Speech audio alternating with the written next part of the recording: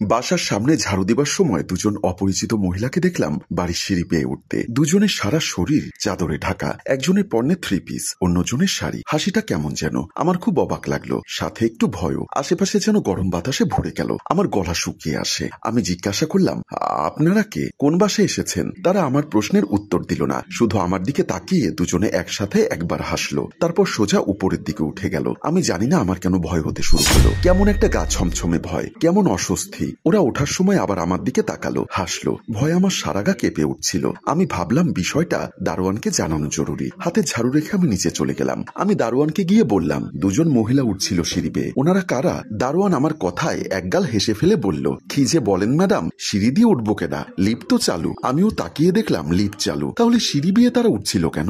দারোয়ানও বা তাদের দেখেনি কেন? শুধু কি আমি দেখলাম? কিন্তু কেন? আমার বন্ধুলা ভাই এখানে ফ্ল্যাট কিনেছেন, খুলশিতে ছোট্ট একটা ফ্ল্যাট। এই বাড়িতে ভাইয়া ভাবি ছাড়া কেউ থাকে না। আমিও আছি আজ 2 দিন, কিন্তু আজ হঠাৎ এমন হলো কেন? এই বাসায় আর থাকে তুষি, আপুর 2 বছরের পিচ্চিটা, একদম ছোট্ট পুতুলের মতো। ওকে দেখে মনে হয় যাদের এক মুঠো আলো মাখা ছোট্ট একটা গুলুমুলু কিউট পুতুল আমার দিকে হাত বাড়াচ্ছে। ওকে কোলে নিলে একটু নামাতে ইচ্ছা করে না, মনে হয় সারাক্ষণ ওকে আদর করি। আপু বাহিরে গেছে, ও এখন আমার জিম্মায়, কিন্তু তুষির ইদানিং সমস্যা হচ্ছে, এজন্যই ডেকেছে আপু। ও ইদানিং ভয় পায়, কাকে নাকি দেখে। এইটুকু বাচ্চা কাকে দেখে চোখ বড় করে ফেলে আমি বুঝি না। তাই রাতে আপুরা এই রুম থেকে অন্য রুমে যেতে পারে না ভয়ে। সারা রাত লাইট জ্বালিয়ে ঘুমোতে হয় আপার দুলাভাই।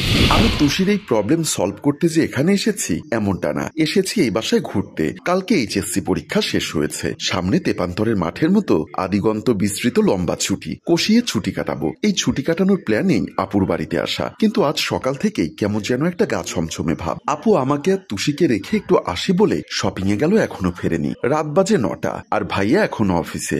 বাসায় খালি আমি আর তুষি। আমি ড্রয়িং রুমে টিভি চালিয়ে বসে আছি, তুষি খেলছে। খেলতে খেলতে ও হঠাৎ কাঁদতে শুরু করে। আমি রুমে এসে দেখি তুষি আগের জায়গায় নেই, কাঁদছে খুব। আমি তাড়াতাড়ি ওকে কোলে নিলাম। তুষি চোখ বড় করে আছে। হঠাৎ কেমন একটা শব্দ পাওয়া যাচ্ছে, অদ্ভুত একটা শব্দ, মানুষের ডাকের শব্দ। শব্দটা আসছে পাশের রুমটা থেকে। রুমটা অন্ধকার, গভীর অন্ধকার। তুষিকে আমি জাপটে ধরি, কে যেন ফিসফিস করে বলল, কিন্তু আমি কাউকে দেখলাম না। আমি অন্ধকার রুমটার দিকে ভালো করে তাকাই, শব্দটা ওখান থেকে আসছে আমি নিশ্চিত। আমি আস্তে আস্তে ওদিকে গেলাম, অনেক সাহস নিয়ে ভেতরে ঢুকলাম। কিছুই দেখা যায় না। এ সময় হঠাৎ বাজ পড়ে কাছাকাছি কোথাও। বিকট শব্দের পরে বিদ্যুৎ চমকের আলোতে রুমটা হঠাৎ আলোকিত হয়ে যাচ্ছে বারবার। আর তাতে আমি যা দেখি, আমার পুরো শরীর ভয়ে কাঁপতে থাকে। আমি দেখলাম সকালে সেই মহিলা দুটো রুমের মধ্যে অদ্ভুতভাবে হাসছে, তারা আমাদের দিকে তাকিয়ে আর হাত নেড়ে নেড়ে ডাকছে। তাদের ডাকের শব্দও শুনতে পারি আমি। তারা ডাকতে থাকে, আয় তুষি আয়। ভয়ে আমার শরীর কাঁপতে থাকে, আর তারা হাত নেড়ে ডাকতেই থাকে, ডাকতেই থাকে, আয় তুষি আয় তুষি আয়। আমি তুষিকে কোলে নিয়ে দৌড় দিলাম, ঝাড়া দৌড়। কিছু সময় পিছু তাকাবার সময় নেই, আমাকে বাঁচতেই হবে। আমাকে সিঁড়ি দিয়ে দ্রুত বেগে নামতে দেখে আমাকে দেখে দারোয়ান অবাক হয়ে বলল, কি ব্যাপার, নতুন টাইলস তো, দৌড়ান কেন? পড়লে আপনার দাঁত আর টাইলস দুটোই ভাঙবে। আমি বললাম, পুলিশ ডাকেন, জলদি পুলিশ ডাকেন, আমাদের বাসায় কারা জানি ঢুকেছে। দারোয়ান বলল, কি শালা, পুলিশ ডাকার আগে আমি একটু দেখে আসি কে এই ডাকাত, কেমনে ঢুকলো। আমি তো এতক্ষণ বসা আছিলাম, একটা তেলাপোকাও তো ঢুকতে দেই নাই। কথাগুলো বলে দারোয়ান দ্রুত আমাদের বাড়ি গেল। আমি নিচে তুষিকে কোলে নিয়ে ভয়ে দাঁড়িয়ে থাকলাম। মিনিট 15 পর দারোয়ান এলো। গিয়েছিল সে চোখ মুখ শক্ত করে, দেখে মনে হয়েছিল চোর ছাচ্চোর সব একাই পিটিয়ে বের করে নিয়ে আসবে, অনেক সাহস তার। কিন্তু এ কি, অথচ যখন এলো তখন তাকে দেখে আমি ভয় পেয়ে গেলাম। পুরো লম্বা দত্তের মতো দেখতে লোকটা ভয় কাঁপছে, পাগলের মতো কাঁপছে। কাঁপতে কাঁপতেই বলল, এই চাকরি করুম না। আমি জিজ্ঞাসা করলাম, কি হয়েছে? দারোয়ান আমার দিকে তাকালো, তারপর হাসলো, পাগলের মতো হাসলো। বলল, আমি জিন দেখছি স্যার, সত্যিকারের জিন দেখছি। এমন ভয়ঙ্কর জিনিস দুনিয়ার আর কেউ দেখে নাই। লোকটা বেরিয়ে চলে গেল কাঁপতে কাঁপতে। তার আর দেখা পাওয়া গেল না, শুধু তার হাসির আওয়াজ আসছে। আমি তুষিকে নিয়ে ওখানেই বসে রইলাম। সন্ধ্যা পার হলো, আপু ফিরল অনেক রাতে। আমি তখন সেন্সলেস। এসে আমাকে ওভাবে বসে থাকতে দেখে কয়েকবার ঝাঁকা দিল। আমি কোন রকম চোখ মেলতেই বলল, এই তুই এখানে কেন? আমি বললাম, এখানে তোর জন্য বসেছিলাম, আর এক মুহূর্তও থাকা যাবে না এখানে। আমার সাথে এক্ষুনি আমাদের বাসায় চল। দুলাভাইকেও ফোন করে দে ওখানে যেতে, আমার ফোন ভেতরে রেখে এসেছি, ফোন করতে পারছি না। আপু বলল, কি সব পাগলামি শুরু করলি? আমি বললাম, চল আপু চল, রাস্তায় সব বলবো তোকে। বাহিরে গিয়ে আপুর হাত ছেড়ে বিল্ডিং এর দিকে তাকালাম। আপুদের ফ্ল্যাটটা অন্ধকার, জানালা দিয়ে ওখানে কিছুই দেখা যায় না। অথচ আমি দুজন মহিলাকে দেখলাম, তারা চোখ বড় বড় করে আমার দিকে তাকিয়ে আছে। জানালার দিকে তাকাতেই দেখা যাচ্ছে ওদের। তারপর আপুকে সব খুলে বললাম। সে বিশ্বাস করলো না, বলল, ফাজলামো করছিস? আমাকে অনেক বকলো তুষিকে ভয় দেখানোর জন্য। তুষি ভয়ে এতটুকু হয়ে গেছে। আপু ফোন দিল দুলাভাইকে, বলল যে সে আজ রাতে মায়ের বাসাতেই থাকবে। ভাইয়া যেন সোজা বাড়িতে চলে যায়। ফ্রিজে খাবার রাখা আছে, গরম করে খেয়ে নিবে। আমি চিৎকার করে বললাম, এটা কি বললি আপু? সত্যি ওই বাড়িতে থাকলে ভাইয়ার বিপদ হবে।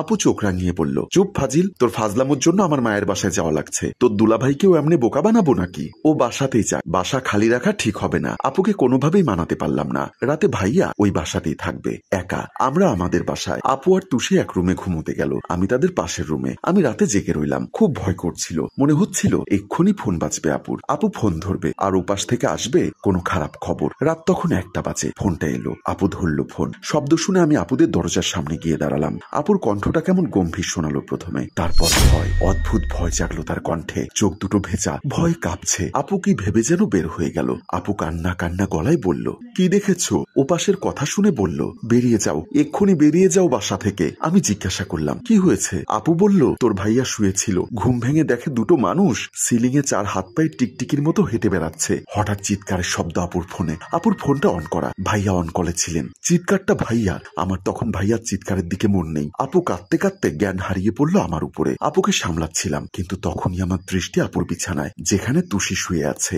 জানালার ওপারে বারান্দা, বারান্দায় স্নিগ্ধ জ্যোৎস্না, জ্যোৎস্নায় বারান্দায় জ্যোৎস্নার ভয়ঙ্কর আলোয় আমি দেখলাম দুজন চাদর পরা মহিলা দাঁড়িয়ে তাকিয়ে আছে, হাসছে। তাদের মধ্যে একজন তুষিকে কোলে নিল। তারা বাচ্চাটাকে পরম আদরে ভরিয়ে দিচ্ছে, যেন তাদেরই একজন। আমি বুঝলাম তারা স্বাভাবিক মানুষ নয়, হতেই পারে না। আমি কি করব বুঝছি না। আপুকে সামলাবো নাকি বাচ্চাকে বাঁচাবো? হে আল্লাহ, আমাকে শক্তি দিন, আমাকে সাহস দিন। সম্মানিত ভিউয়ার্স, লীনা কি পারবে ছোট্ট তুষিকে বাঁচাতে? গল্পের বাকি অংশ দেখতে চোখ রাখুন এই পেজে। গল্পটির ভাবনা ও পরিচালনায় অভি, ক্যামেরায় শিহাব ও শাকিল এবং প্রযোজনায় মঞ্জুর মোর্শেদ। ধন্যবাদ।